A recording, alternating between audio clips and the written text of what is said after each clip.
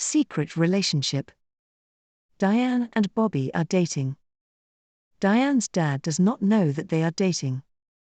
He doesn't want Diane to date until she is in college. It's hard for Diane to hide her relationship. Every time she wants to go out with him, she has to tell her dad she is going out with friends. Every time Bobby gives her presents, Diane has to hide them. Her dad is getting suspicious. Bobby is upset that Diane is hiding their relationship from her dad. Bobby feels like Diane is embarrassed to be with him. Bobby wants to meet Diane's dad. He decides to take matters into his own hands. After school, he goes to Diane's house. Diane is still at school because she has violin practice. Bobby knocks on the door slowly. His hands are shaking. Diane's dad opens the door. "How can I help you?" Bobby doesn't say anything for a minute.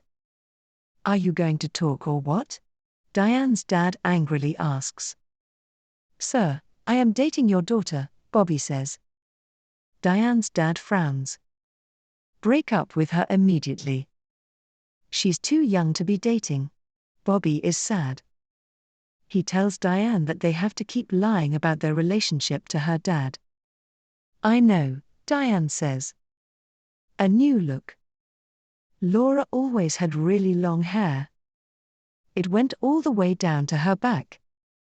It was difficult to maintain. It took her 20 minutes to wash her hair.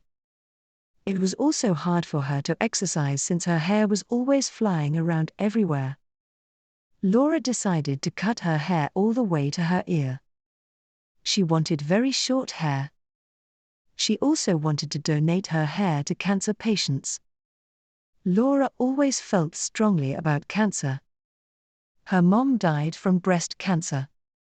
The hairstylist asked Laura if she was sure that she wanted to cut her hair. Laura nodded.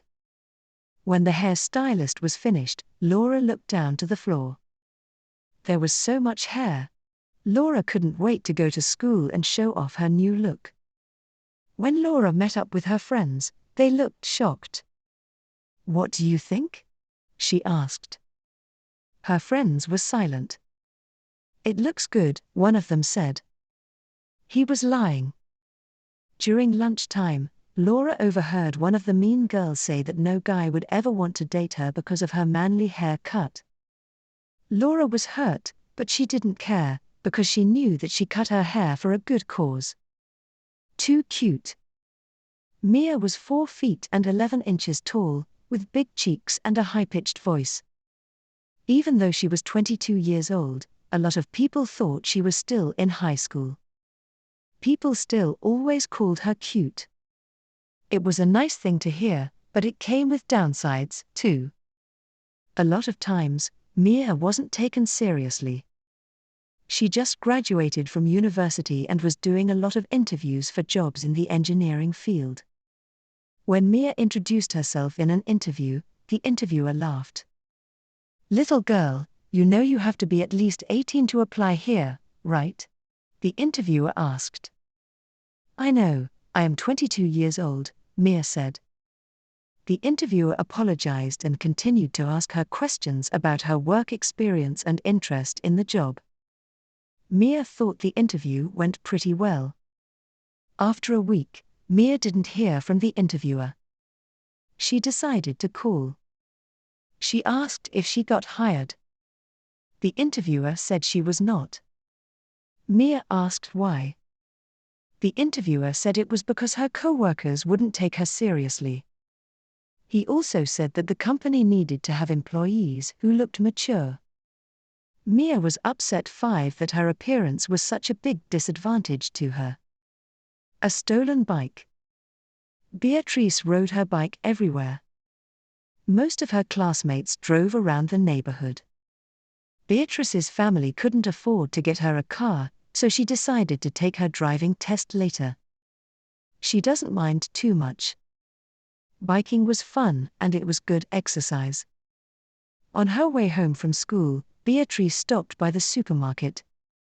She forgot her bike lock. She thought about what to do, and decided to just leave the bike outside. No one was going to steal her bike, she thought. She went inside to buy milk. When she exited the store, her bike was gone. She was going crazy. She looked all around the market just to see if the thief was still nearby. Hours went by, and she still couldn't find it. Beatrice walked back home with a gallon of milk in her hand. She looked up and her bike was in front of her house. She was surprised. How did it end up at home? She asked her family how it got there. It turned out that her brother took it as a prank. The career day. The career day was the time when parents of students came into the classroom to talk about their jobs. Jane brought her dad, who was a bus driver. Jane's dad did not like his job when he was first starting out. After 5 years, he liked it. He liked it because he got to talk to people. Sometimes, though, no one wanted to talk to him. Those days were bad. Jane's dad talked about what he had to do as a bus driver in front of Jane's classmates. "Anyone interested in becoming a bus driver?" Jane's dad asked. No one raised their hand. The next parent going up was Julia's dad. Julia's dad was a firefighter. He dressed up in his firefighter uniform. He talked about his experiences and the crazy fires he had to put out in the past. The students loved Julia's dad. They asked him a ton of questions, and someone even hugged him. Jane's dad felt bad. He left the classroom before the day ended. Jane's teacher ran out of the room to talk to him. "Mr. Lowell, I just wanted to tell you that I have so much respect for what you do." Jane's dad smiled.